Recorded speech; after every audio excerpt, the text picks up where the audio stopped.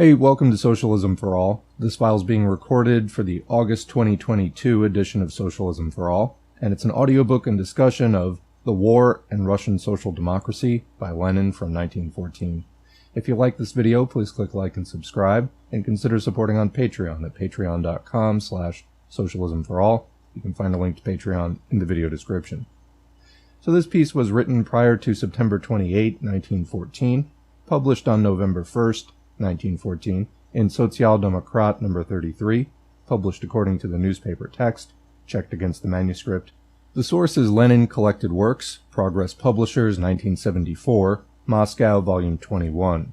HTML transcription and markup by D. Walters and R. Simbala, and it's in the public domain at the Lenin Internet Archive within the Marxists Internet Archive, marxists.org. Thanks as usual to MIA for hosting this and thousands of other free Marxist texts.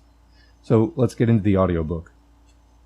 The European War, of course referring to World War I, which the governments and the bourgeois parties of all countries have been preparing for decades, has broken out. The growth of armaments, the extreme intensification of the struggle for markets in the latest, the imperialist, stage of capitalist development in the advanced countries, and the dynastic interests of the more backward East European monarchies were inevitably bound to bring about this war, and have done so. Seizure of territory and subjugation of other nations, the ruining of competing nations, and the plunder of their wealth, distracting the attention of the working masses from internal political crises in Russia, Germany, Britain, and other countries, disuniting and nationalist stultification of the workers, and the extermination of their vanguard, so as to weaken the revolutionary movement of the proletariat. These comprise the sole actual content, importance, and significance of the present war. It is primarily on social democracy, in those days that was just the general term for Marxism, that the duty rests of revealing the true meaning of the war, and of ruthlessly exposing the falsehood, sophistry, and, quote, patriotic phrasemongering spread by the ruling classes, the landowners, and the bourgeoisie in defense of the war. One group of belligerent nations is headed by the German bourgeoisie. It is hoodwinking the working class and the toiling masses by asserting that this is a war in defense of the fatherland, freedom and civilization, for the liberation of the peoples oppressed by Tsarism, and for the destruction of reactionary Tsarism. In actual fact, however, this bourgeoisie, which servilely grovels to the Prussian Junkers, headed by Wilhelm II, has always been a most faithful ally of Tsarism, and an enemy of the revolutionary movement of Russia's workers and peasants.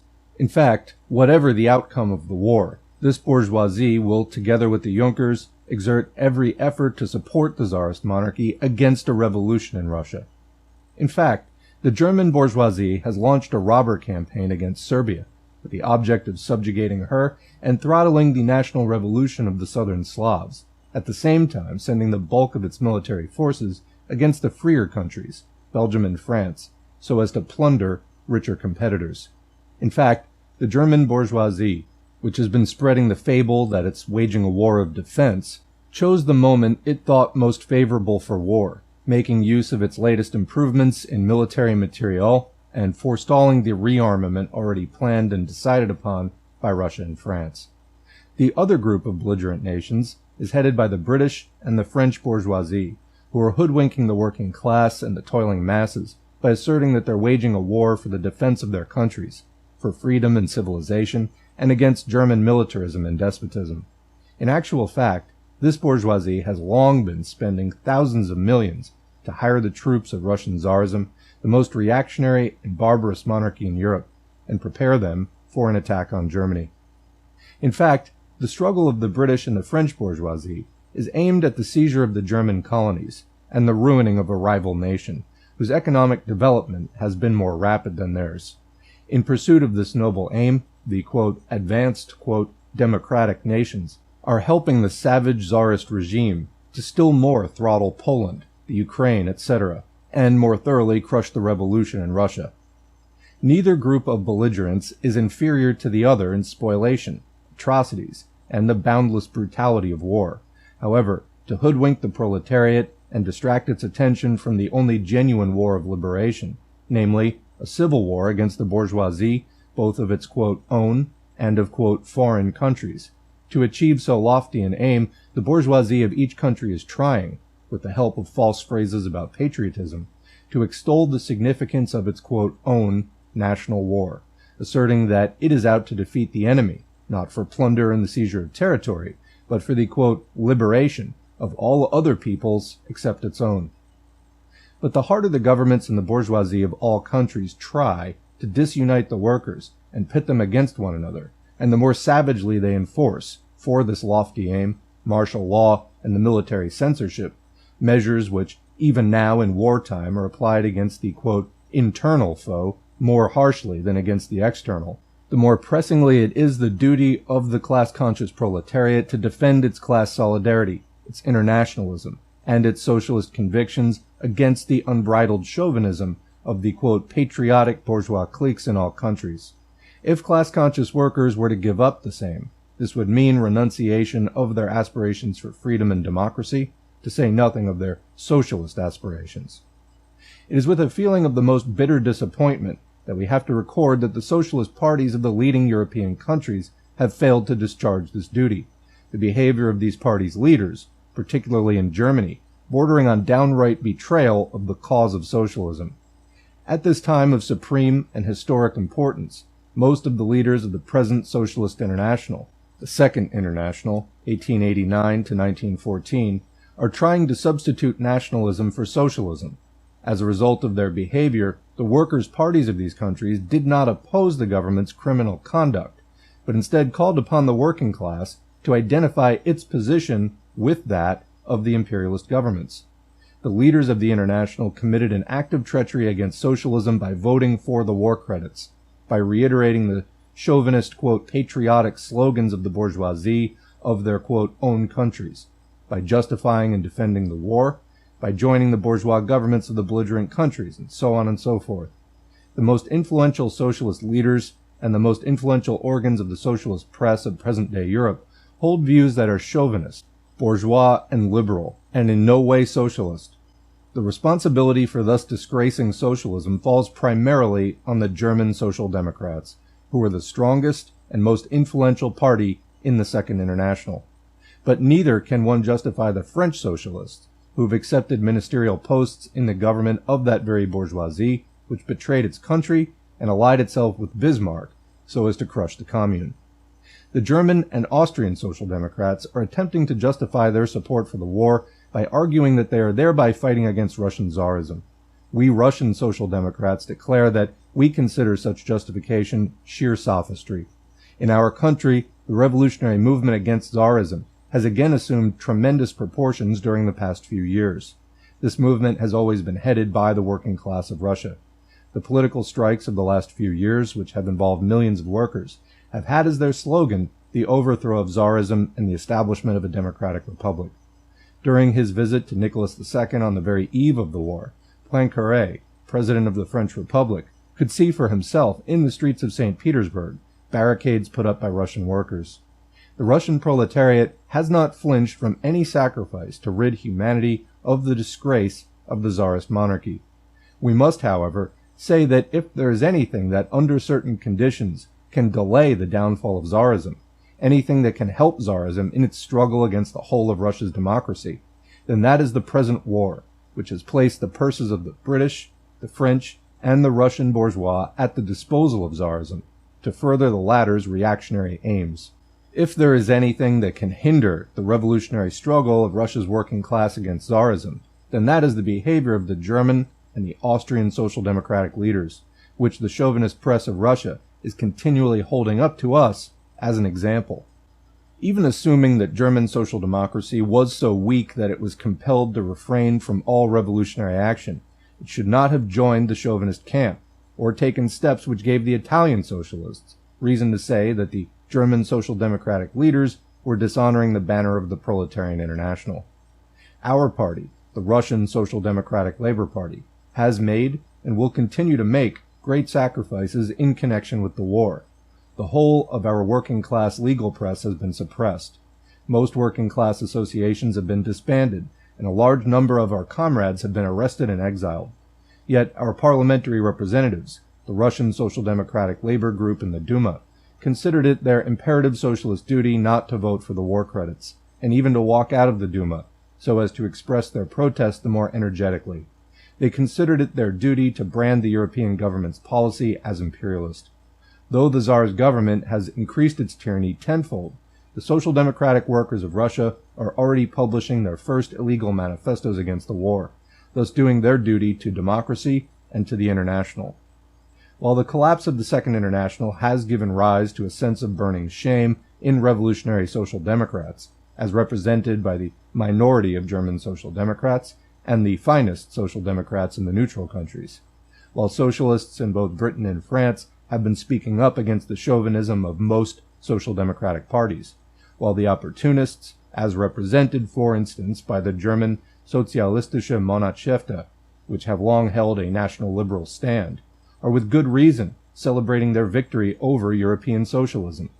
The worst possible service is being rendered to the proletariat by those who vacillate between opportunism and revolutionary social democracy, like the, quote, center faction in the German Social Democratic Party, by those who are trying to hush up the collapse of the Second International or disguise it with diplomatic phrases. On the contrary, this collapse must be frankly recognized and its causes understood, so as to make it possible to build up a new and more lasting socialist unity of the workers of all countries. The opportunists have wrecked the decisions of the Stuttgart, Copenhagen, and Basel Congresses, which made it binding on socialists of all countries to combat chauvinism in any and all conditions, made it binding on socialists to reply to any war begun by the bourgeoisie and governments with intensified propaganda of civil war and social revolution. There's a footnote there. The Stuttgart Congress of the Second International was held on August 18 to 24, 1907. The RSDLP delegation consisted of 37 members, the Bolshevik delegates including Lenin, Lunacharsky, and Litvinov. The Congress conducted its main work in committees set up to draft resolutions for the plenary meetings. Lenin worked on the committee which drafted a resolution on militarism and international conflicts. Lenin and Rosa Luxemburg introduced into Bebel's draft the historic amendment on the duty of the socialists to use the war-created crisis to arouse the masses for the overthrow of capitalism. The amendment was adopted by the Congress. Concerning the Congress, see Lenin's articles, The International Socialist Congress in Stuttgart, in Volume 13. The Copenhagen Congress of the Second International was held between August 28 and September 3, 1910. The RSDLP being represented by Lenin, Plekhanov, Lunacharsky, Kollontai, Pokrovsky, and others. The Congress appointed several committees for preliminary discussion and drafting of resolutions on the agenda items. Lenin worked on the Cooperative Committee. The Congress's resolution, The Struggle Against Militarism and War, confirmed the Stuttgart Congress's resolution on militarism and international conflicts, and listed the demands to be advanced by the socialist parliamentary deputies. A. All conflicts between states to be unfailingly submitted for settlement by international courts of arbitration. B. General disarmament. C. Abolition of secret diplomacy. D. Autonomy for all nations and their protection against military attacks and oppression. The Basel Congress of the Second International was held on November 24 to 25, 1912. It was the extraordinary Congress called in connection with the Balkan War and the imminent European War. The Congress adopted a manifesto emphasizing the imperialist nature of the approaching World War and called on the socialists of all countries to wage a vigorous struggle against war. We have a copy of the Basel Manifesto as an audiobook here at Socialism for All. Back to the text. The collapse of the Second International is the collapse of opportunism, which developed from the features of a now bygone and so-called peaceful period of history, and in recent years has come practically to dominate the International. The opportunists have long been preparing the ground for this collapse by denying the socialist revolution and substituting bourgeois reformism in its stead, by rejecting the class struggle with its inevitable conversion at certain moments into civil war, and by preaching class collaboration, by preaching bourgeois chauvinism under the guise of patriotism in the defense of the fatherland, and ignoring or rejecting the fundamental truth of socialism, long ago set forth in the Communist Manifesto, that the working men have no country, by confining themselves in the struggle against militarism to a sentimental Philistine point of view, instead of recognizing the need for a revolutionary war by the proletarians of all countries against the bourgeoisie of all countries, by making a fetish of the necessary utilization of bourgeois parliamentarism and bourgeois legality, and forgetting that illegal forms of organization and propaganda are imperative at times of crises. The natural, quote, appendage to opportunism, one that is just as bourgeois and hostile to the proletarian, i.e. the Marxist, point of view, namely the anarcho-syndicalist trend, has been marked by a no less shamefully smug reiteration of the slogans of chauvinism during the present crisis. The aims of socialism at the present time cannot be fulfilled, and real international unity of the workers cannot be achieved without a decisive break from opportunism, and without explaining its inevitable fiasco to the masses. It must be the primary task of social democrats in every country to combat that country's chauvinism. In Russia, the chauvinism has overcome the bourgeois liberals, the, quote, constitutional democrats, and part of the narodniks, populists, down to the socialist revolutionaries and the right social democrats. In particular, the chauvinist utterances of E. Smirnov, P. Maslov, and G. Plekhanov, for example, should be branded. They have been taken up and widely used by the bourgeois, quote, patriotic press. In the present situation, it's impossible to determine, from the standpoint of the international proletariat, the defeat of which of the two groups of belligerent nations would be the lesser evil for socialism. But to us Russian social democrats, there cannot be the slightest doubt that from the standpoint of the working class and of the toiling masses of all the nations of Russia, the defeat of the Tsarist monarchy, the most reactionary and barbarous of governments, which is oppressing the largest number of nations and the greatest mass of the population of Europe and Asia, would be the lesser evil. The formation of a Republican United States of Europe should be the immediate political slogan of Europe's social democrats, in contrast with the bourgeoisie, which is ready to promise anything in order to draw the proletariat into the mainstream of chauvinism. Boy, that sounds familiar. The Social Democrats will explain that this slogan is absolutely false and meaningless without the revolutionary overthrow of the German, the Austrian, and the Russian monarchies. Since Russia is most backward and has not yet completed its bourgeois revolution, it still remains the task of Social Democrats in that country to achieve the three fundamental conditions for consistent democratic reform. Get ready. A democratic republic with complete equality and self-determination for all nations, confiscation of the landed estates, and an 8-hour working day.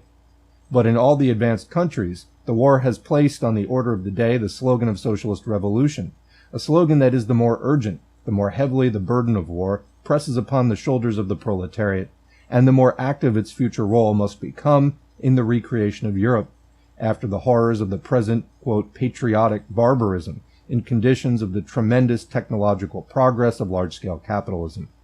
The bourgeoisie's use of wartime laws to gag the proletariat makes it imperative for the latter to create illegal forms of agitation and organization. Let the opportunists, quote, preserve the legal organizations at the price of treachery to their convictions.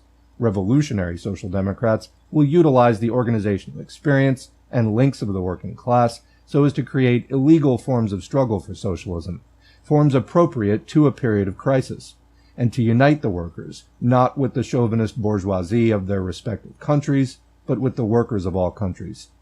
The Proletarian International has not gone under and will not go under.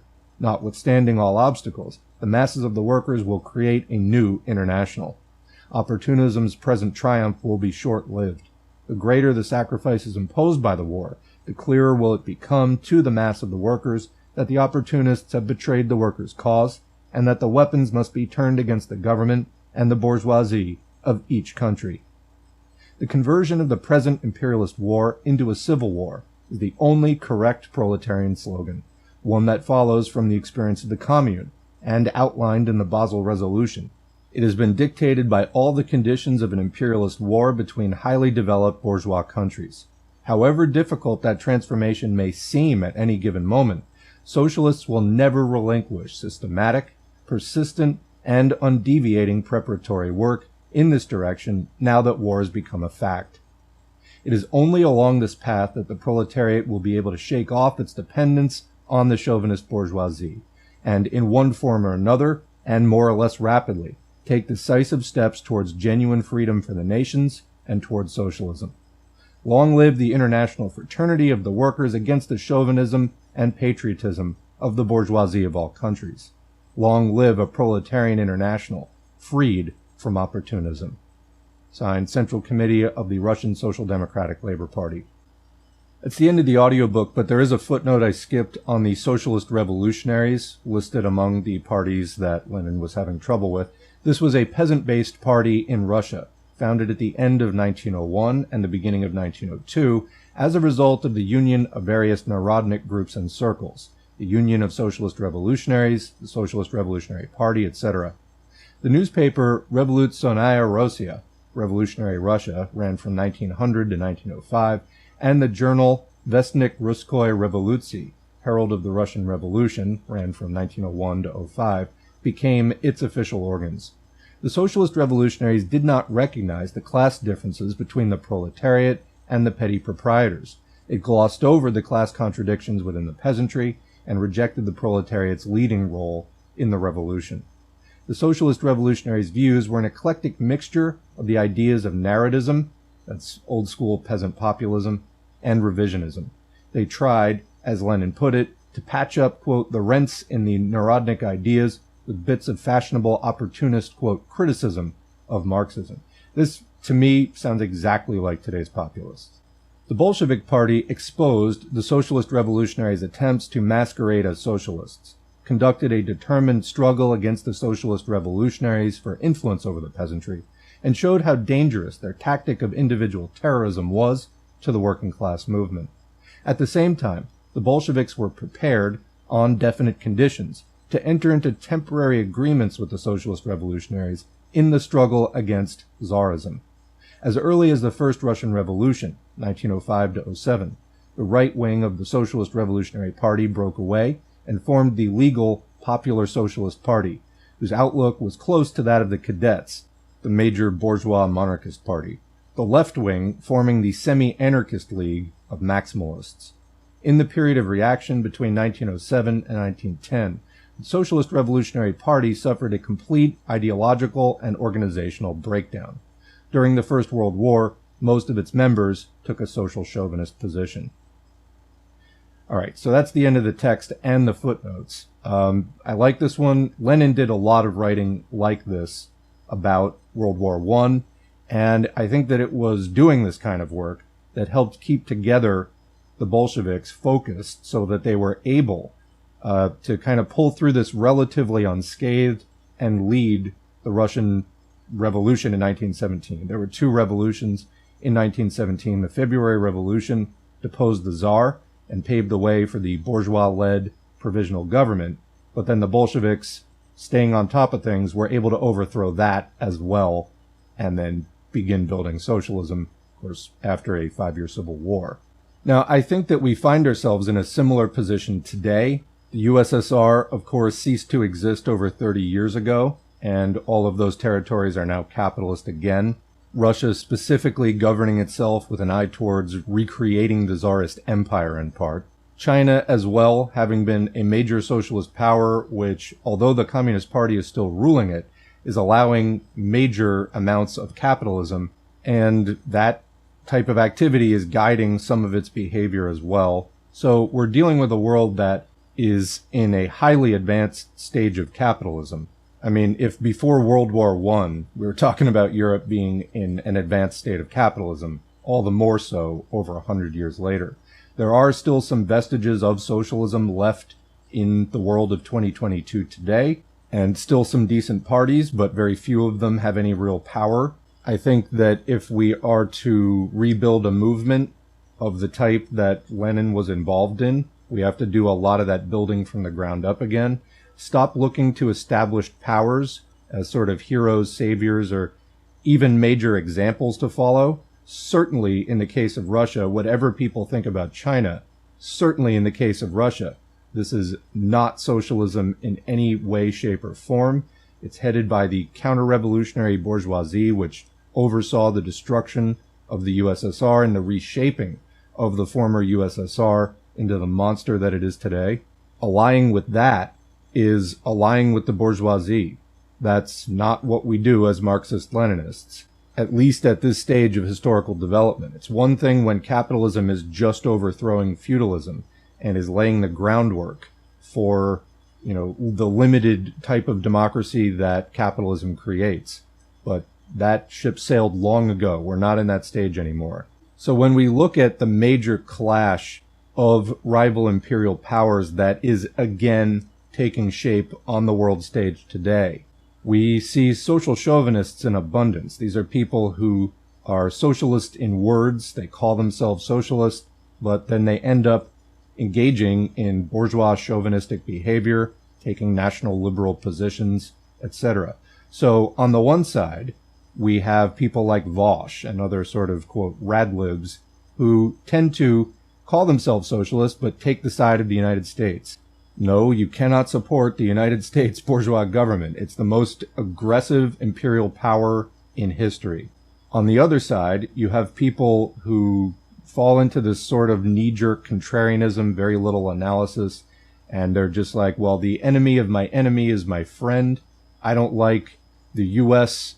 bourgeoisie, so any other bourgeoisie that has a problem or, stands up in any way against the U.S. bourgeoisie, even if they're only standing up against the U.S. bourgeoisie for a bigger slice of the global exploitation pie, well, then I'm going to support them. So you get a weird sort of social chauvinism, but not for your own country, for some other national bourgeoisie. But this is still opportunism. I mean, I guess we truly are living in a global age where opportunism has become this global. You can just sort of pick any country's bourgeoisie to support and stand by. Well, not if you're a socialist.